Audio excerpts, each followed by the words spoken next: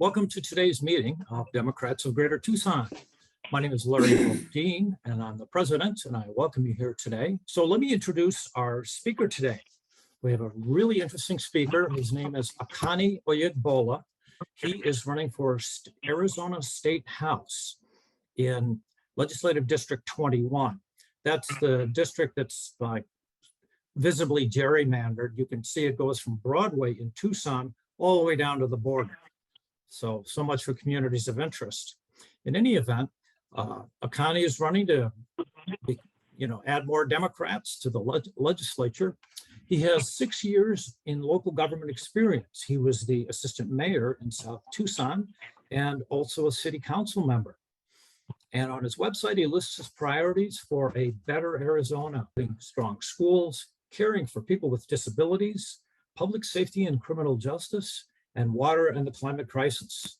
And with that, Akanni, the floor is yours. How you doing, Greater Democrats of Tucson? I'd like to thank you for welcoming me back. The first time I was actually on the council. The first time I was here to speak with your group. So I appreciate the opportunity to come back and speak with you. A little bit about me, my story, and I think which is important to tell is starts off in Nigeria, West Africa. My grandfather was an entrepreneur who had quite a bit of businesses in West Africa. And as a high school kid, I never met my grandfather, so all I heard was the stories. I would come in my father's office, and there would be this big picture of my grandfather, and my parents and my parents' friends would always tell me stories about his ambition and all the businesses he had and how great he did as far as business intellect and things of that nature. So when it was time for me to go away to undergrad after high school, I wanted to be just like my grandfather. So I majored in business, working in a family business for Nigerian American kids. That's innate. That's the first thing that you pretty much learn in the household. But when I went away to undergrad, my focus was business. My focus was taking business courses, using my schooling to be like my grandfather. And from undergrad, I moved back. My undergrad was in Virginia. So my master's program got an MBA from the University of Maryland. So I moved back to Maryland, and I wanted to get more skills. I started to study supply chain, government contracts, finance, as much business skills as possible. And from that point on, I moved on to George Washington University to study government contracts within their program. I met a representative from Arizona there, and I moved to Arizona.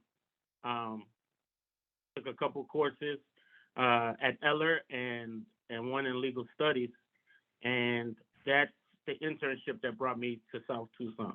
To that point, I knew nothing about Arizona or South Tucson. So from that point, I got to know South Tucson firsthand. My official title was community liaison. I worked under the city manager, the police chief, and the judge. At that time, the issues in South Tucson were bees and mosquitoes, as well as the community concerns. So I spent the majority of my internship working with Pima County's health department and the state to assist South Tucson and report back to the city manager. So this is important because to this point, politics was not in my foresight. I definitely did not have an ambition to go into politics. What happened was after going door to door as an intern and being attentive to the residents' needs, they stated that this might be something you might be interested in. We'd like to see on the council. And at the time, I was wrapping up my business course, and I was going to move on to something else. But I decided to go ahead and give it a shot. And I think that point was pivotal because I pretty much from that point on, with the trust of the residents in South Tucson, used all my business skills to assist the residents. And the first being building as many relationships as possible to see how I can assist the residents there in South Tucson. So from that point on, I was voted on the council. I was successful in my campaign. And after that, I was voted as an acting mayor. And from then on, I took every moment. I loved every moment of it. And whether I was on the council or I was in the community, I took it upon myself to gain as many resources and many relationships as possible to assist in helping South Tucson. I didn't really take upon the thought of running for the legislature until a very good colleague of ours in South Tucson, Ramon Valadez, stepped down.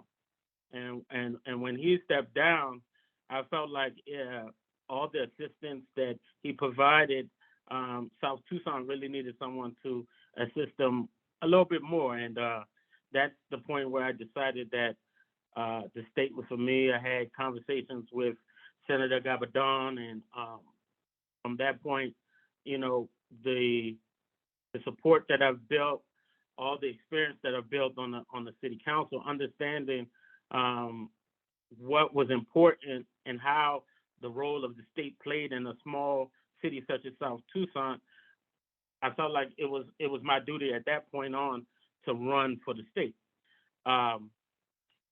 There, I took it upon myself to basically make my next step running for LD, at the time LD2, but now LD21. The original plan was to be in South Tucson running for the legislature, but unfortunately the IRC changed the boundaries and now it's LD21. So I had to resign to actually run for LD21, the original district. So what happened was I had to move literally 4 blocks away from South Tucson within that 1 year period and then run for LD21. All right, thanks very much, Akanni. Let me start the questions off with one of my own, and I want to ask everybody who is attending today to ask a question live if you would like. You just click on the reactions button down at the bottom. Oh, I see we have one already from Shirley Muni. So Shirley knows how to do this. If you would like to ask a question in the chat, I would ask Joe D, please, to monitor the chat and ask the questions for them. And with that,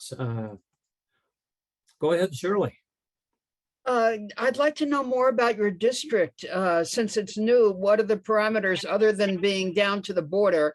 What is it east and west? And how are you managing to campaign in a district like that? Where are you going and who are you talking to? Oh, that's a good question. I'm talking to as many residents and organizations as possible. Like we said, it's from Broadway north, west to Pantano, east is to the park in South Tucson, all the way down to, of course, through Tubac, Amado, Arivaca, Rita, Rio Rico, all the way to Nogales, and then southwest being Bisbee. So quite a large district, pretty much knocking on doors, going to several organizations that I can speak to within the 3 counties that we're in, Pima, Santa Cruz, and Cochise.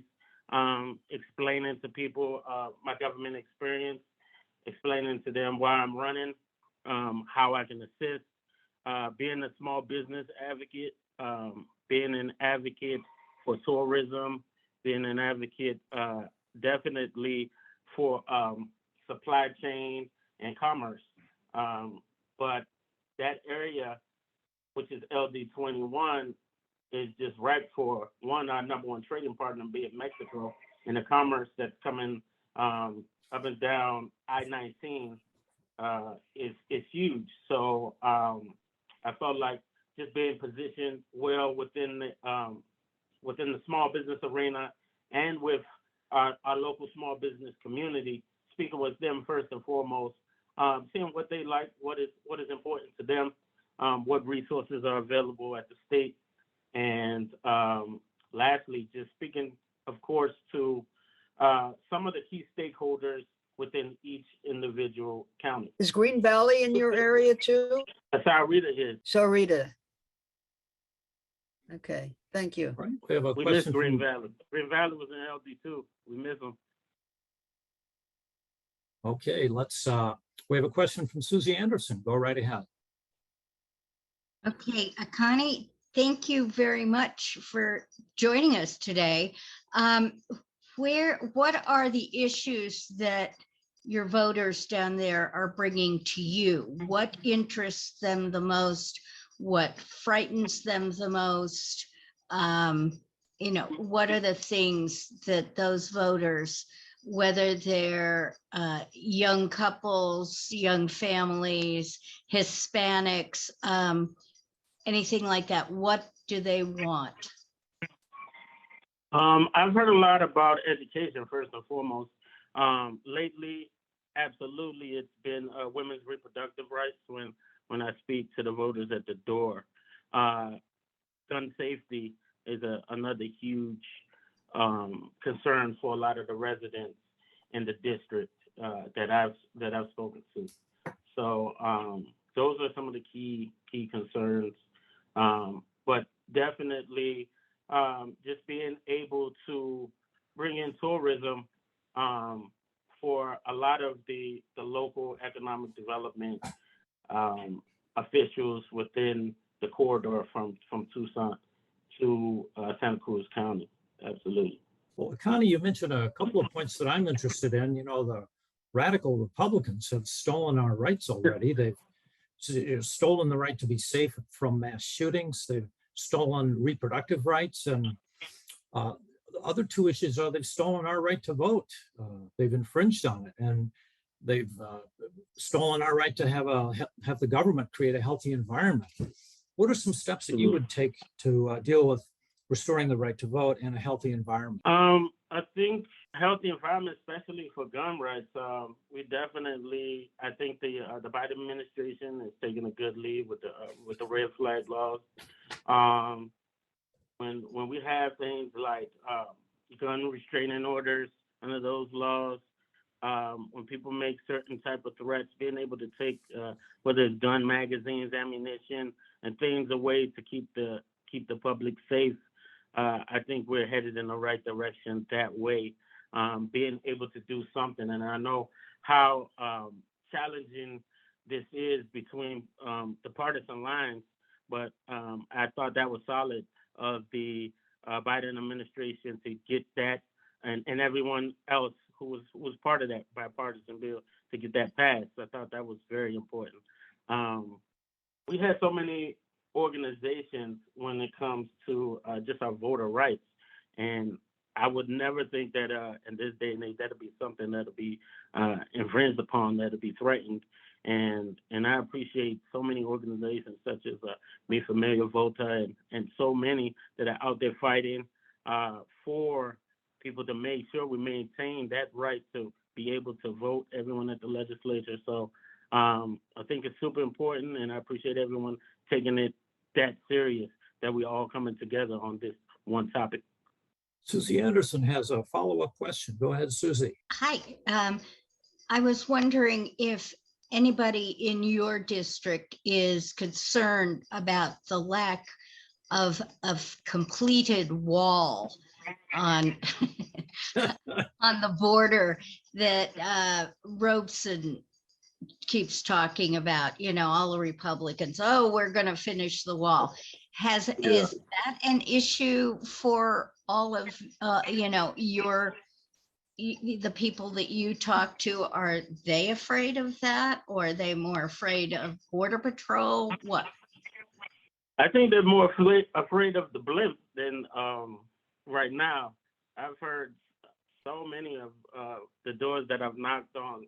They're really concerned about the blimp that's right there on the border.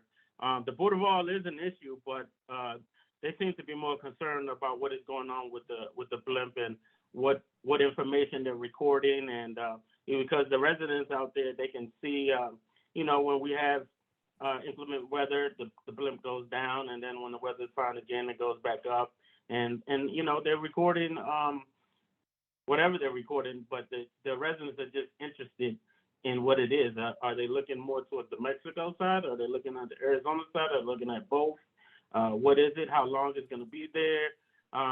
So we know those type of questions are more federal, but we're definitely, as a candidate, I'm concerned as well because the residents are concerned. Yeah, I've heard about a couple, I believe it was in the paper, where the husband is actually a Mexican resident. He does not have papers, but his wife lives on the US side and they have a family. They, you know, he crosses, you know, and they cross back over to be with him too. So, you know, they fear that, you know, he's been removed from US once already. You know, things like that where people in families can't easily cross to see each other down there on the border communities. And yeah, the blimp has made that extremely difficult for them. Absolutely. Absolutely. Akanni, I wanted to ask you about the safety for election workers here in Pima County. You know, we're rolling out these new vote centers. I think there's over 130 of them.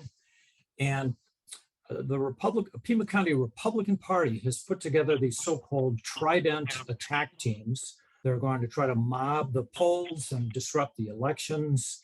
They claim that they've been trained by the Republican National Committee. And what can you do to defend against these Trident teams the Republicans are going to send out? I think the party has a safety plan in place for workers and the polls there, and I'm sure they're working with the local jurisdiction as far as public safety, whoever's coming out and making sure the poll workers are safe while they're performing their job. So I think that first and foremost, I believe the party is on top of it. The same way I know a lot of our schools are starting to be as far as safety plans. With that, Michael Bryan has a question. Go right ahead, Michael. Hi, Akanni. I wanted to. How you doing, Michael? Very good. I just wanted to get an idea of what you feel that your proudest accomplishments have been in your 6 years in office thus far. Oh, that's a good question. I think, and I hate to be long-winded here, but I wanted to give a brief explanation before I go into South Tucson. Coming from Washington, D.C., the biggest thing that a lot of the people notice is that people come from around the world, and they bring their ingenuity, they bring all types of insight, and it makes the area great. So you have your local Washingtonians, but at the same time, you're bringing in people from around the world that makes the area great. My position when I came to South Tucson was first to listen and understand the residents.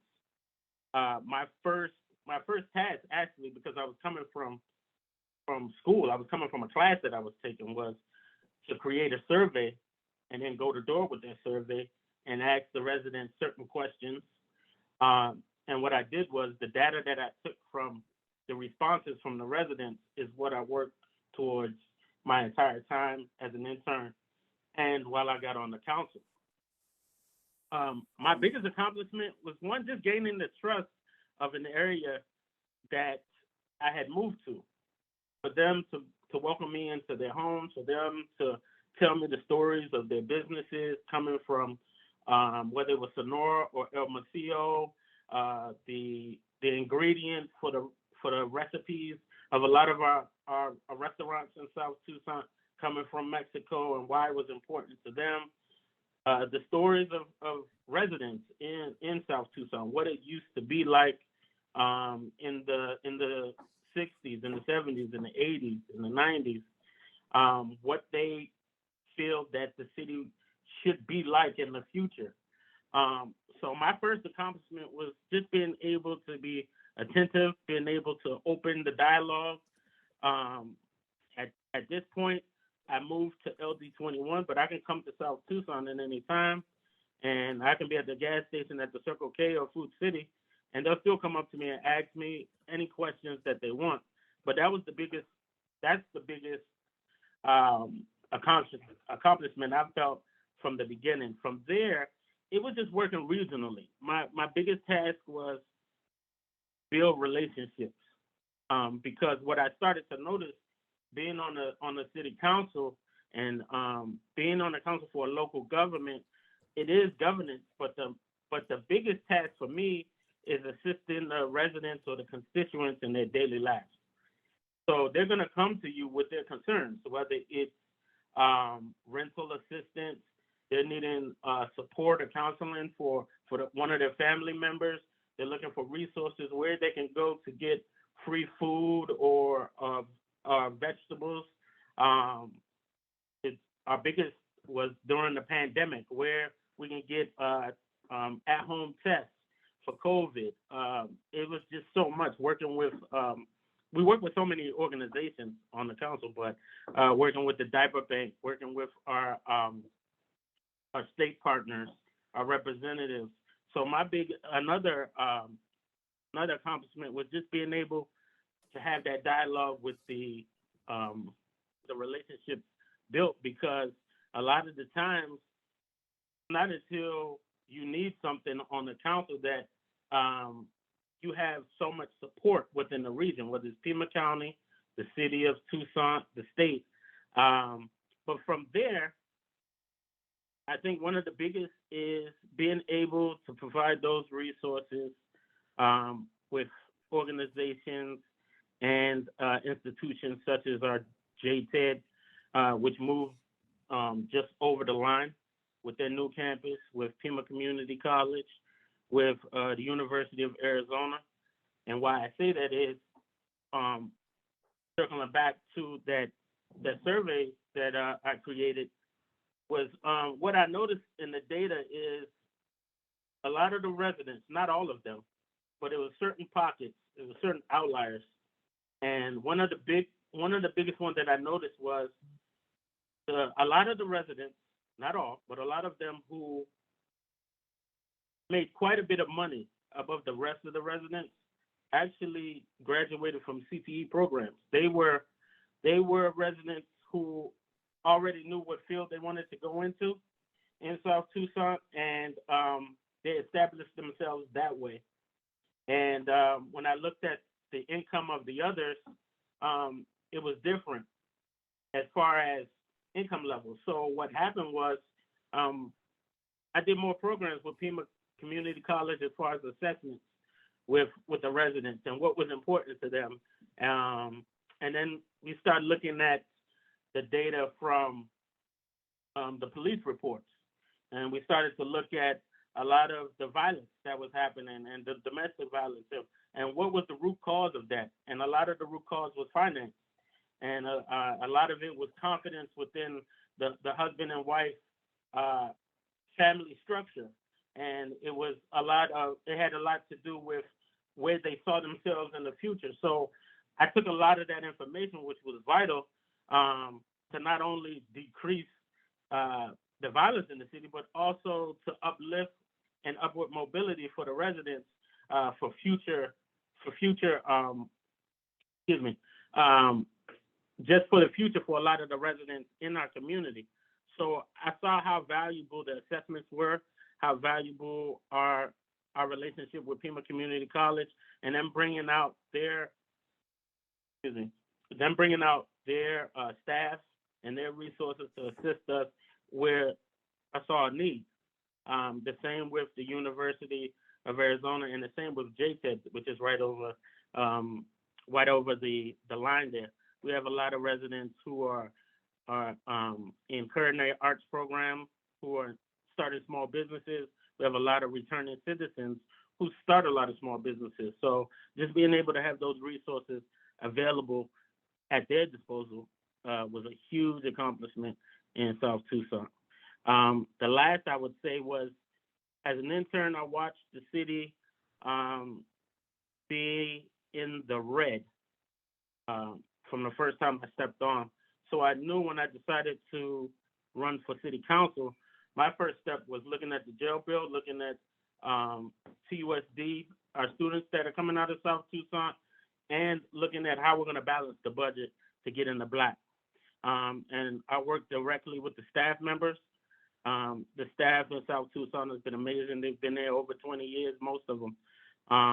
The finance director, the city manager, and just seeing how we can turn it around to get into the black. And South Tucson is in the black now.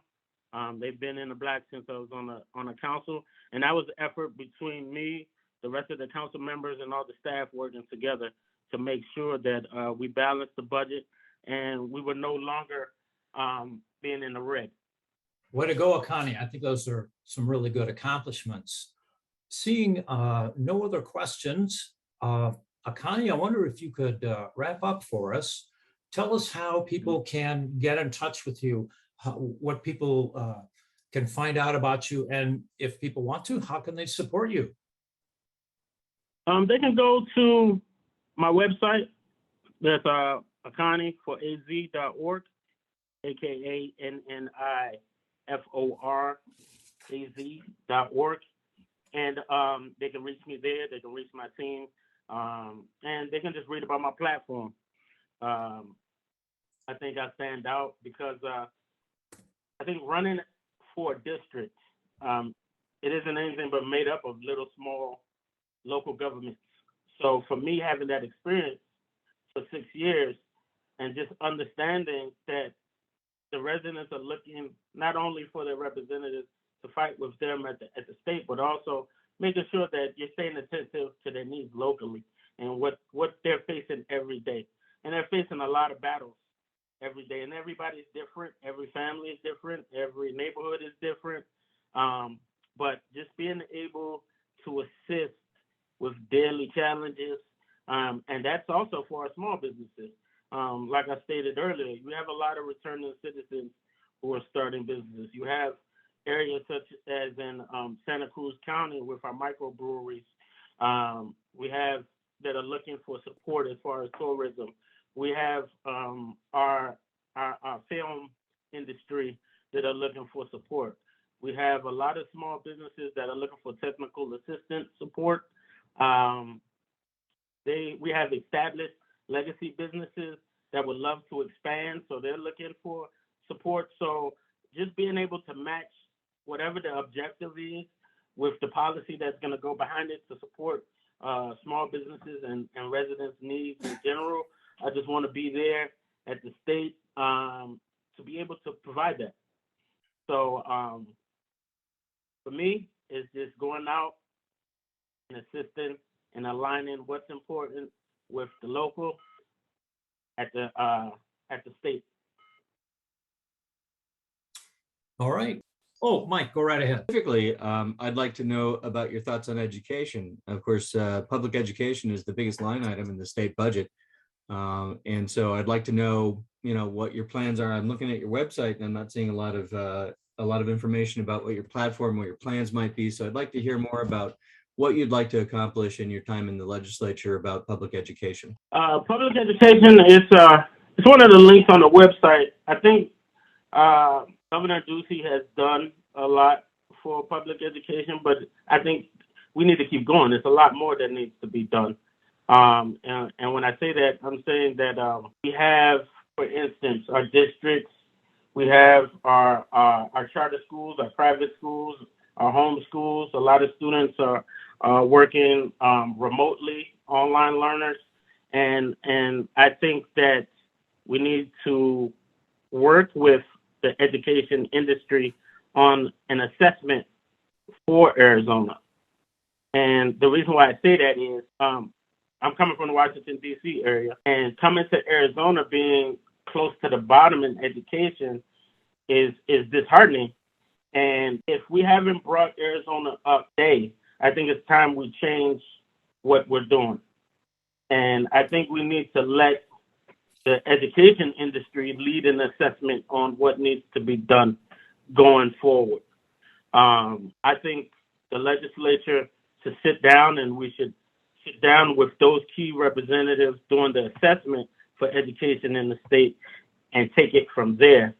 But for me, I think it needs to start with an assessment, because anything else is just jumping into something that hasn't seemed to work so far about bringing Arizona from the bottom closer to the top when it comes to education. The funding rates, you have, like we said, charter schools, private schools. I know people talk about the vouchers and the employment scholarship, and everything is starting to change with students with disabilities. Everyone gets a certain amount of funding per pupil, but I think an assessment needs to be done at this point so we can see the correct trajectory we need to go when it comes to education as far as turning Arizona around. Any further questions? Well, hearing none, I want to thank you again, Akanni, and wish you all the best in the campaign. We're going to end the program now. We have a board meeting coming up immediately following. I would ask board members to hang on and stay on board. And thank you very much, Akanni. Thank you very much. Have a great afternoon. Thank you, Akanni. Thank you.